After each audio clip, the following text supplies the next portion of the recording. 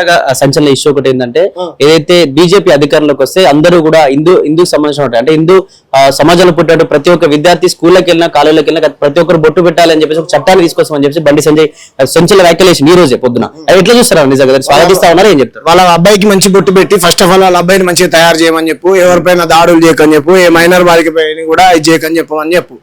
వాళ్ళ ఇంట్లో ఫస్ట్ సరిగా దిద్దుకోమని చెప్తాడు.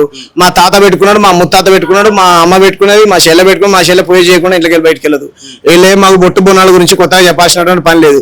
మీరు మార్వాడి గుజరాత్ బొట్లు మీరు పెట్టుకోండి, సమ్మక్క సారక్క ఎల్లమ్మ పోషమ్మ ఉప్పలమ్మల బొట్లు మేము పెట్టుకుంటాం, ఓకేనా? మీరు ఆ బొట్లు పెట్టుకోండి. ఇప్పుడు కాదు బ్రదర్, ముస్లింకు బలవంతంగా పోయి బొట్టు పెట్టుడు కరెక్టా తమ్ముడు? కరెక్టా? ఇది అంటే మత విద్వేషం రెచ్చగొట్టాడు కదా. అంటే నువ్వు క్రిస్టియన్ కు బలవంతంగా పోయి బొట్టు కాదు తమ్ముడు. నువ్వు దేవుని మొక్కుతావు నాకు తెలియదు, నేను అడగకూడదు. నువ్వు దేవుని నమ్ముతావా? ఏ దేవుని నమ్ముతావు? హిందూ దేవుని నమ్ముతావు. బలవంతం వచ్చి నువ్వు ఇంకో దేవుని నమ్మవంటే నువ్వు నన్ను కొడతా కొట్టవా? అంటే అది కోరుకుంటుండు బండి సంజయ్. ఈయనకు అసలు ప్రజాప్రతినిధిగా కొనసాగే హక్కు ఉన్నదా? అది తప్పు కదా. నువ్వు గౌరవించావు చిట్టగాను. ఎవడైనా సరే, ఆ క్రిస్టియన్ అయినా ఫాస్టర్ అయినా ముల్లా అయినా పరమతాన్ని దూషించినటువంటి మొట్టమొదట ఖండిస్తాను నేను. వాడు ఉన్నాడు కదా, పేరు ఏం పేరు, అభినయ్ దర్శన్ గాడు. వాడు ఎంత డ్రామా చేసాడు. వాడే దాడి చేయించుకొని హిందువుల మీకు నొక్కిండు. మేము నిజంగా దాడి అనుకొని మేము బాధపడ్డాం. తర్వాత వాడే చేయించుకున్న తర్వాత అరే నువ్వు చేసిన తప్పురా విధవా అని మేము ఖండించాం, అవునా? కాబట్టి ఇలా బండి సంజయ్ మతాల మధ్య కులాల మధ్య పంచాయతీ గతంలో కూడా మసీదులు పిలుస్తాడు, మసీదులు పిలుస్తాడు. అంబేద్కర్ పేరు సచివాలయాన్ని పిలిస్తే గుమ్మటాలు లెక్కునే అంబేద్కర్ పేరు నాకు నచ్చలే, ఈ అంబేద్కర్ పేరు పెడతారా అనే అటువంటి అక్కసుతోని గుమ్మటాలు మసీదులు లెక్కునే కూల్చేస్తాడు.